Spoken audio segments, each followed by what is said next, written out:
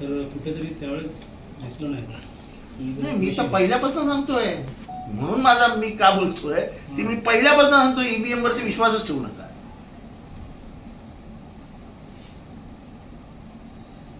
मी पहिल्यापासून सांगतो ईव्हीएम वर विश्वास ठेवू नका. आणि त्यांच्यातला एक शहाणा बोलला ना की जितेंद्र आव्हाडांनी राजीनामा द्यावा आणि बॅलेट पेपरला तयार व्हा.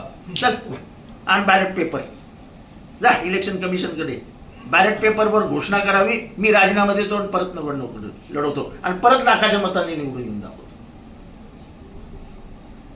अरे काहीतरी अक्कल वापरा. ते असं असं असं करत करायचं हे घाट. चला जा म्हणा तुमच्या गव्हर्नमेंटकडनं आणि एक विधानसभेमध्ये आम्हाला बॅलेट पेपरवरती निवडणूक घ्यायची आहे, तुम्ही परमिशन द्या. तुमची जाम चालते ना आजकाल, घ्या परमिशन, मी परत निवडणूक लढायला तयार आहे. अरे मी जितेंद्र आव्हाड आहे, 4 वेळा पक्ष बदलत नाही, एका बापाचा तो एकाच बापाचा आहे.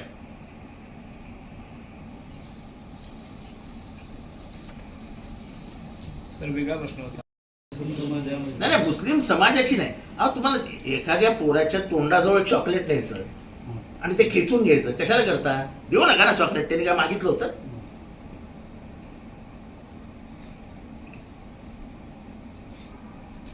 तुम्हाला जर 10 कोटी द्यायचेच नव्हते तर दिल्या म्हणजे देता कशाला आणि काढून घेता कशाला? कशाला एखाद्याचा अपमान करायचा जाहीररित्या?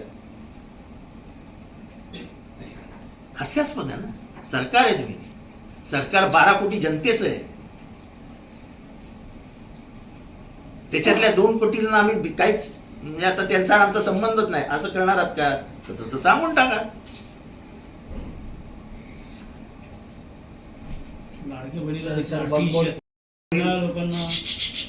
लाडक्या बहिणीचं आता काय काय होईल ते पुढच्या 4 महिन्यात तुम्हाला दिसेल. आम्हाला महाराष्ट्राच्या अर्थ करणारा शिस्त लावायची आहे हे बोललं जाईल, महाराष्ट्राचं अर्थकरण रुळावर आणायचं आहे हे बोललं जाईल, आणि महाराष्ट्राच्या लाडक्या बहिणीला प्लॅटफॉर्मवर बसवलं जाईल की अर्थकरणाची गाडी रुळावरनं घसरलेली आहे, तेव्हा तुम्ही जरा प्लॅटफॉर्मवर बसा. अगर सर ये योजना इसी तरह मशीन 99% देखील होत्या, तो देखील एक चार्जिंग दिवसभर. एक तर पहिली गोष्ट म्हणजे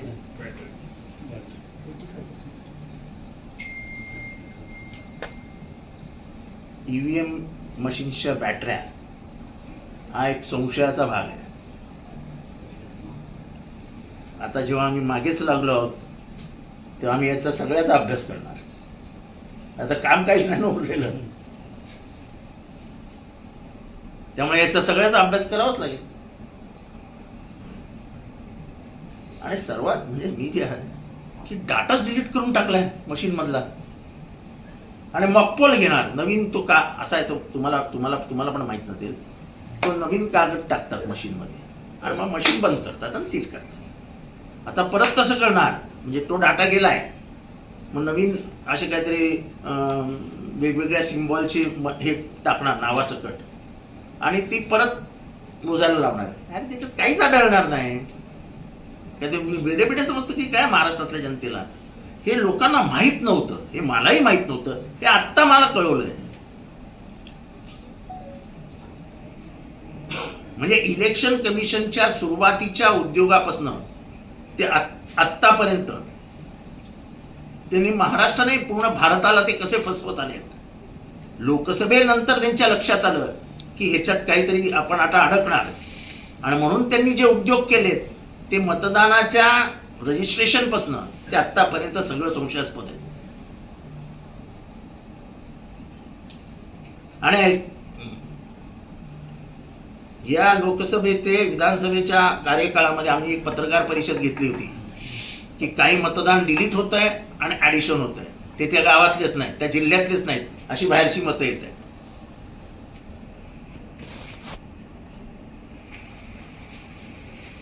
तुम्हाला पत्रकारांना विचारतो, आपली मतदानाची यादी तरी व्यवस्थित असते का? आपण एवढं ईव्हीएम आणि अशा मोठ्या मोठ्या गोष्टी करतो, आपली साधी मतदानाची यादी व्यवस्थित नसते, ॲड्रेसेस व्यवस्थित नसतात, नावं व्यवस्थित नसतात. या ECI ला लाजही वाटत नाही. जर कार्यकर्ते नसतील तर मतदान 10% नाही होणार.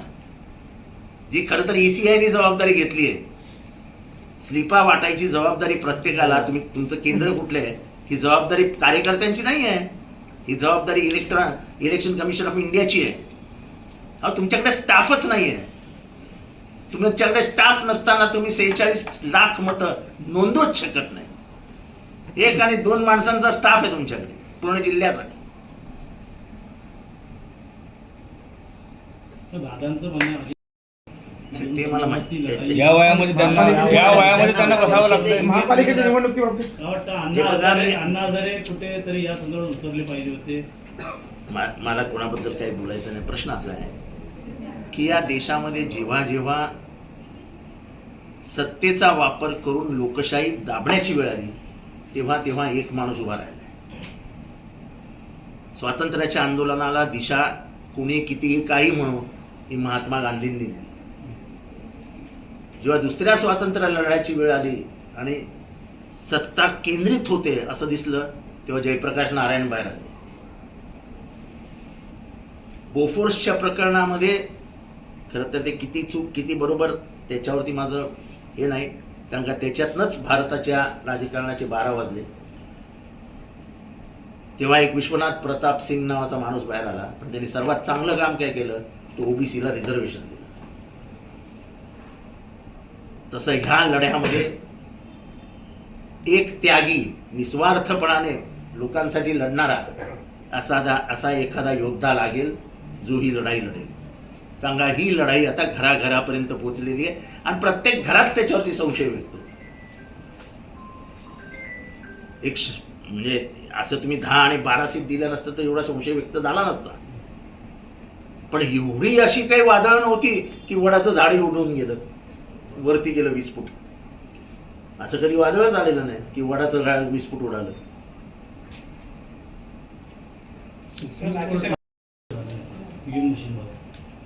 आम्ही कुठे म्हणतो सिद्ध झालंय?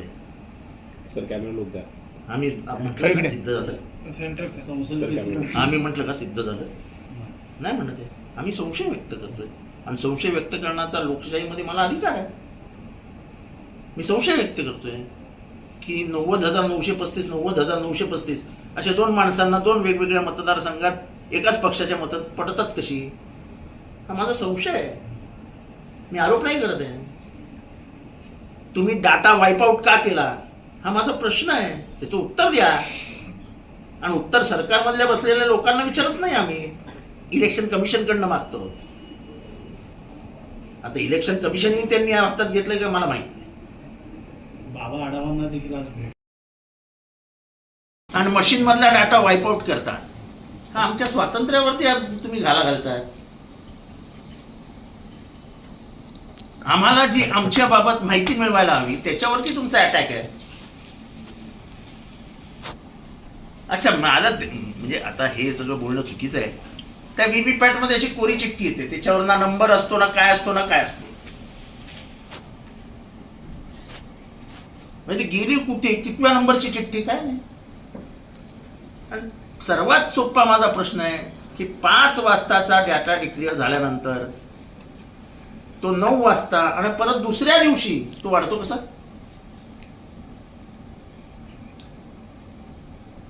पाच वाजेपर्यंत जर डाटा 50% असेल तर 9 वाजता तो 65%. ही 15% मात्र आणली कुठनं? 5 ते 6 मध्ये आपण 7 करूया. खूप गर्दी आहे, आतमध्ये खूप लोक बसलेली आहेत. 7 वाजताचा जो डाटा आहे किंवा अगदी 9 वाजेचा जो डाटा आहे त्याच्यानंतरचा 11:30 वगैरे वाजता तुमचा डाटा वाढतो आणि नवीन डाटा बाहेर येतो. मग वेळा ठेवल्यात कशाला? ह्याच्या पुढे कधीही आम्ही डाटा बाहेर करू असं सांगा ना. हे दुसऱ्या दिवशी काउंटिंग न घेण्यामागचं हे प्रमुख कारण आहे. 10 दिवस जे काउंटिंग लांब ठेवतात ना ते हे मॅनेज करण्यासाठी असतं. आपल्याकडे पूर्वी जेव्हा आपण बूथवरती हे करायचो तेव्हा काय करायचो, दुसऱ्या दिवशी पेट्या यायच्या, त्या मिक्सिंग व्हायच्या, पटापट पटापट पटापट, बरे 2 दिवस लागायच्या, पण त्याच्यात ट्रान्सपरन्सी होती. मतपेट्या भरून यायच्या, जायच्या, संपलं. इथे मतपेट्या आणतो, त्या मतपेट्यात आहे काय कोणाला माहित नाही, कोणाची आहेत कोणाला माहित नाही. आंधळी कोशिंबीर खेळत असतो. तेव्हा मतदानाचं झालेली आंधळी कोशिंबीर ही आमच्यासमोर उघडी करावी. आम्ही आंधळे नाही, आम्ही डोळस आहोत आणि आमच्या लोकशाहीच्या रक्षणार्थ आम्ही मांडतो आहोत. कारण का पुढच्या पिढीच्या हातात जेव्हा आपण भारत देऊ तेव्हा भारत रशिया आणि पुतीनचा रशिया म्हणून देण्याचं धाडस आम्ही करू शकणार नाही. आम्ही लढत राहणार. कोणाला वाटत असेल की हारले म्हणून करतायत तर मी तर जिंकलेलो आहे, पण तरीही मी नेहमी प्रश्न विचारायचो की तुम्ही वोटिंग मशीनवर विश्वासच कसा ठेवता. जर जगातल्या सगळ्या देशांमधनं ईव्हीएम हळूहळू बाहेर काढले, सर्वात जुनी लोकशाही या देशामधली जगामधली कुठली आहे? United kingdom. आहे का तिथे ईव्हीएम? नाही. अमेरिकेत आहे का तिथे ईव्हीएम? नाही. का नाही? तर त्यांना ट्रान्सपरन्सी ठेवायची की लोकांना एका पैशाचाही संशय येऊ नये की मी दिलेलं मत मलाच माहित नाही, मी लेबरला दिलाय का लिबरलला दिलाय. तिथे 2 पार्ट्या ना, एक लिबरल आणि लिबरल, कन्झर्वेटिव्ह. मी कोणाला दिलंय? मी याला दिलंय. इथे मी बटन दाबलं, गेलं कुठे? तो शोध घ्यावा लागेल आणि तो आम्ही घेत राहणार. अजित काय 9, 11, 3 आणि 5 ह्यावेळेस पर्सेंटेज जाहीर करतात की एवढं पर्सेंट आतापर्यंत इथे वोटिंग झालेलं आहे. नंतर 7 आणि 9.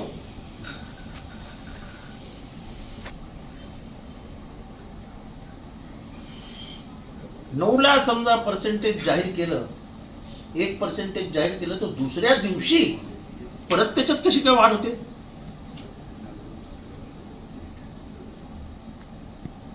खरं तर माझं मत असं आहे की आमचे जेव्हा पोलिंग एजंट आतमध्ये असतात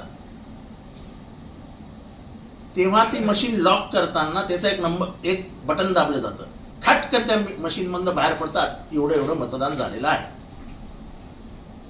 याचा तर कॅल्क्युलेटरनी परफेक्ट फिगर दिली की समजा 1600 मतदान झालेलं आहे, म्हणजे ते मशीन म्हणजे कॅल्क्युलेटरच आहे. 6 वाजता मशीन बंद केलं, ते मशीन बंद केल्यानंतर 1600 आलं, म्हणजे पूर्ण दिवसाचं वोटिंग आलं.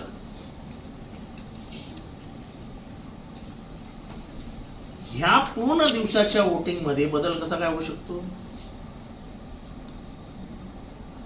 आणि दरवेळेस तुम्ही पर्सेंटेजवर काय येता? आतापर्यंत या मतदारसंघात एवढं वोटिंग झालेलं आहे, ह्या नंबर 1,35,402. तुम्ही पर्सेंटेजवर का खेळता?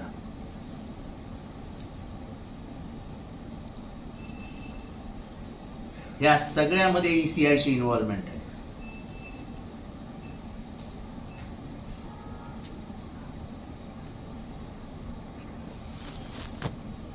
साधा प्रश्न आहे की जर मशीननी सांगितलं की एवढं मतदान झालेलं आहे, तर असं दुसरं कुठलं मशीन येतं की जे म्हणतं नाही एवढं नाही एवढं झालंय?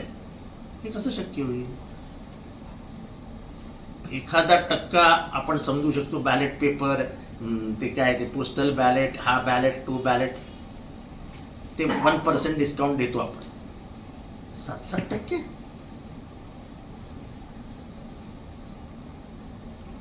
70 लाख मतदान वाढू शकतं.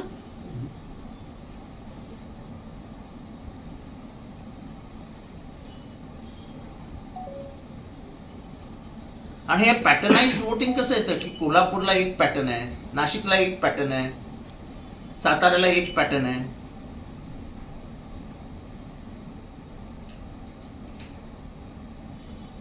जसं कॅल्क्युलेटर स्टँड अलोन मशीन आहे तसं आपण व्हीव्हीपॅटला पण आपण ईव्हीएम पण स्टँड अलोन मशीन करूया. साधी गोष्ट आहे, कॅल्क्युलेटर आहे ते.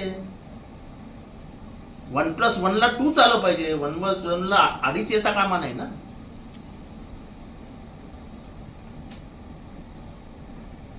अजून एक गोष्ट जी आम्ही लक्षात आणून देतो, ज्याच्याकडे कोणाचंच लक्ष गेलं नाही, आमचंही गेलं नाही, ते म्हणजे 2019 ते 2024 लोकसभा पूर्ण महाराष्ट्राच्या विचारार्थ एक नवीन गोष्ट जी आमच्या ध्यानात येते ती सांगतोय की कित्येक उमेदवारांनी रिकाउंटिंगसाठी अर्ज केलेले आहेत. रिकाउंटिंगसाठी तुम्हाला 5% अधिकार आहे, पण ते रिकाउंटिंग करत असताना जी वोटिंग मशीन आहे त्या वोटिंग मशीन मधला पूर्ण डाटा काढून टाकायचा, पूर्ण डाटा काढून टाकायचा, वाईपआउट करून टाकायचा, तो शिल्लकच ठेवायचा नाही. नवीन मशीन आणायची, म्हणजे तीच मशीन पण जुना डाटा नाही, आणि मग परत त्याच्यावरती मॉकपोल घ्यायचं आणि ते मॉकपोल घेऊन चेक करायचं की मशीन बरोबर आहे की नाही. जुना डाटा काढून नवीन डाटा चेक करायचा. हे उद्योग करायचंच कशाला? जे मशीन आम्हाला तपासायचंय तेच तपासू द्या ना. जेव्हा आपण एखाद्या परीक्षा दिल्यानंतर जेव्हा रिचेकिंग किंवा रिव्हॅल्युएशनला जातो तेव्हा आपल्यासमोर जुनाच पेपर आणतात ना, का असं सांगतात की आता हे नवीन प्रश्न घ्या, नवीन उत्तर द्या, मग आम्ही बघतो कसं आहे तुमचं. काहीतरी लपवण्यासाठी म्हणून तुम्ही हे करताय ना. साधा प्रश्न आहे की मला माझं मशीन कसं चाललंय ते दाखवायचंय, तेच मशीन माझ्यासमोर दाखवा ना. बरे 5 दाखवा, 2 दाखवा, 4 दाखवा, पण जे मशीन ऑपरेटिव्ह होतं तेच ऑपरेटिव्ह मशीन आमच्या समोर आणा. त्या सगळ्या मशीन्स मधला डाटा वाईपआउट करणार, मग कशाला तपासायचे? फेर तपासणी करायचीच कशाला? हे सगळे लपवाछपवीचे उद्योग करते कशाला? ट्रान्सपरन्सी का नाही? दुसरी गोष्ट, आपली जे ईव्हीएम आहे त्या ईव्हीएम मधलं सर्किट्स कुठल्या कुठल्या देशात मॅन्युफॅक्चर होतात? एकही मशीन अशी नाही की ज्याचे सगळे पार्ट्स भारतात बनले.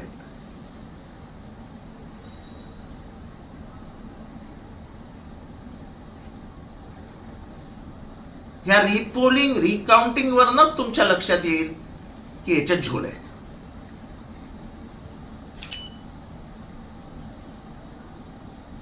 तुम्ही डाटा वाईपआउट का करता? तुम्ही चिठ्ठ्या ठेवता, व्हीव्हीपॅट मधल्या चिठ्ठ्या ठेवता आणि मेन मशीन मधला डाटा वाईपआउट करता. याचा अर्थ काय?